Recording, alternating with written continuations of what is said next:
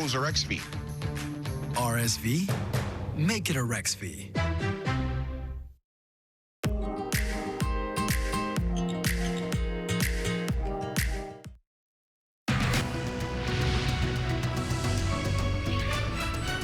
Now at noon, a 15-year-old boy is dead after an altercation with sheriff's deputies in Apple Valley over the weekend.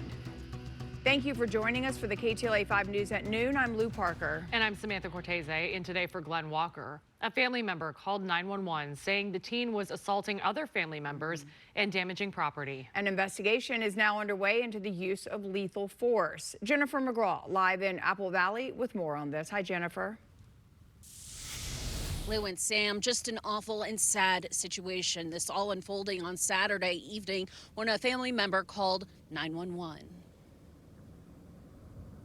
Yes, assault and battery. Okay. Yes. So that's your brother, and he's assaulting your sister. Yes. Okay. Now he's banging on the door. Okay.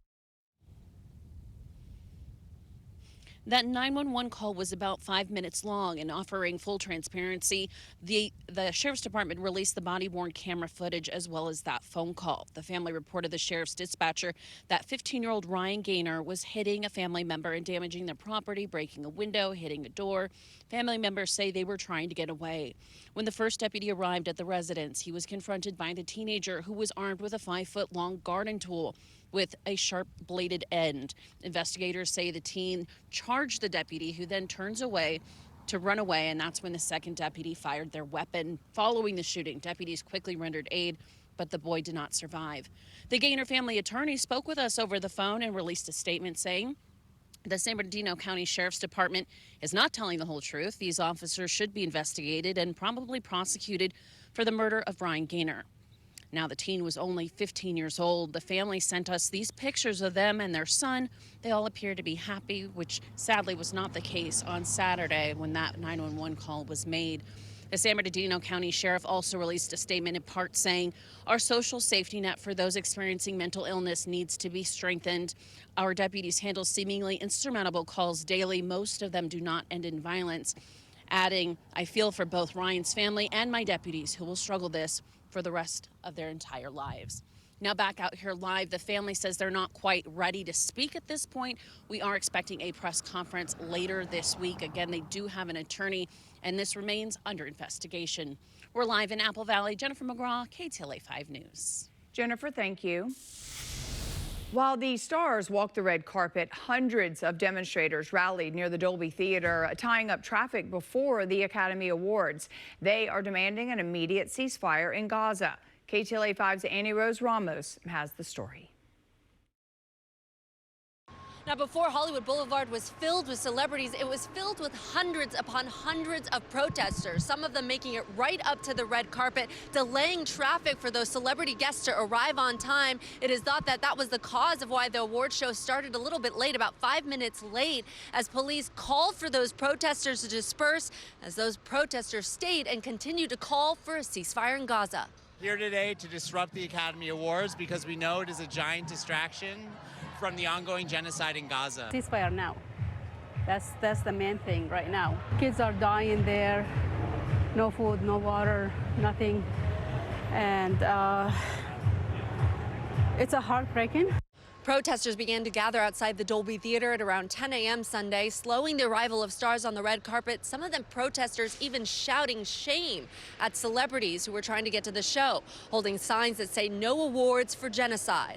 Others denouncing what they called Hollywood's active support on the U.S.-funded Israeli war in Gaza. Now, inside the theater, a quieter form of protest. Celebrities including Billie Eilish and Mark Ruffalo wearing red pins, calling for a ceasefire. The red pins distributed by Artists for Ceasefire. That's the same group that organized an open letter signed by stars like Bradley Cooper and Jennifer Lopez and was sent to President Biden in October, demanding a ceasefire and the release of any hostages being held captive by the terrorist group Hamas. Poor Things actor Rami Youssef speaking more about those pins. We're calling for immediate, permanent ceasefire in Gaza. We're calling for peace and justice, lasting justice for the people of Palestine. And I think it's a universal message of just let's stop killing kids. Let's not be part of more war. No one's ever looked back at war and thought a bombing campaign was a good idea. And so to be surrounded by so many artists who are willing to lend their voice The list is growing. A lot of people are going to be wearing these pins tonight, and it's because we want to kind of use where we're at to speak to people's hearts. Yesterday's protest took place on the first day of Ramadan, a holy month for Muslims. It was also a kind of deadline. The White House and other world leaders pushing for a ceasefire to be established by then. But that just did not happen. Roughly 130 hostages are still being held by Hamas as the death toll in Gaza surpasses 31,000, according to its health ministry. At least 25 people have died of starvation. The U.S. Army delivering aid by air and is beginning to build a pier off the Palestinian coast to deliver food aid that way, too. The president speaking on Saturday about the likelihood of that ceasefire. It's looking tough, but... Are you concerned about violence in East Jerusalem without one? I sure am. And back here at Hollywood and Highland, cleanup efforts underway. The street is still closed, but you can see they're removing those concrete barriers that once was helped to set up for the Oscars. LAPD in the meantime saying that after hours, those protests peacefully dispersed and there was only one person that was arrested. Reporting from Hollywood, Annie Rose-Ramos, Ktla 5 News. LA city leaders have announced a citywide program to keep our neighborhoods clean is now coming to Pico, Union, and Westlake. It's called the Clean Streets Initiative. The program is aimed at enhancing cleanliness and quality of life in some of LA's most populated neighborhoods. The City of LA's Bureau of Sanitation is leading the effort by distributing new trash cans throughout both cities, hiring and training additional sanitation crews, and cracking down on illegal dumping. This is a focused effort, a strategic approach that the council office is taking to ensure that the proper services are delivered to the communities that deserve it, quite frankly. About 90 new waste bins are being deployed to Pico, Union, and Westlake, along with high traffic roads like Vermont Avenue, Washington and Venice Boulevards, and Alvarado Street. The city will track the cleanliness and progress for both cities with a street-by-street assessment system. Well, Disneyland is asking the city of Anaheim to approve an expansion that would add more high-tech immersive attractions. The Planning Commission is set to vote on that proposal today. KTLA Orange County Bureau Chief Chip Yost is live in Anaheim with more on the proposal. Chip, this could impact Anaheim for decades.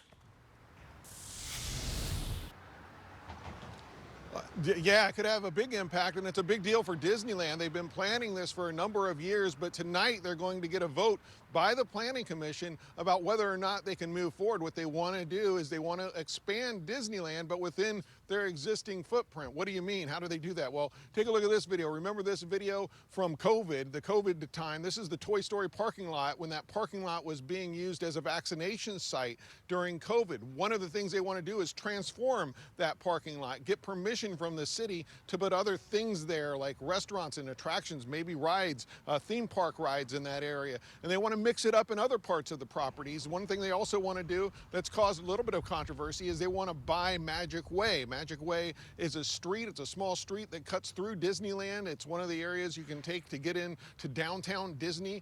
Disneyland wants to purchase that street from the city so they can maybe use it potentially as a pedestrian walkway in the future. Other areas, they have ideas where they could put hotels next to attractions, next to restaurants, that kind of thing, but they can't do that if they don't get approval from the city to make some zoning changes. Because right now there are zoning rules where they can only do certain things in certain areas. They want to mix it up a bit and do more, and all they want to do about a $1.9 billion expansion. The city says they would benefit by getting tens of millions of dollars as part of the deal if it is approved. City staff is recommending an approval. Here's more from a city spokesperson about some of the big changes you could see if it does go forward.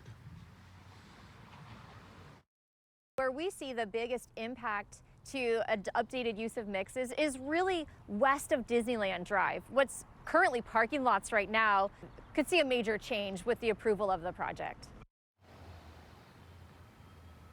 So this meeting is 5 p.m. tonight. It'll go before the Planning Commission. The Planning Commission will vote. If they do approve, then it'll move on to the City Council, which would have to give final approval. That's tentatively scheduled for April 16th, a meeting on April 16th, where the City Council would hear it if it passes tonight. But like I said, there is a little bit of opposition, especially to that Magic Way part. Some residents have expressed frustration. They don't want the city to sell that street because they say they use it as a cut through to the 5 freeway. So we'll have to wait and see what happens at the meeting this evening. For now, reporting live here in Anaheim, I'm Chip Yost, KTLA. KTLA 5 News. Chip, thank you for that.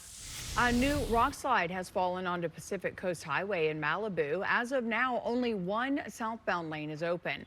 Las Flores Canyon Road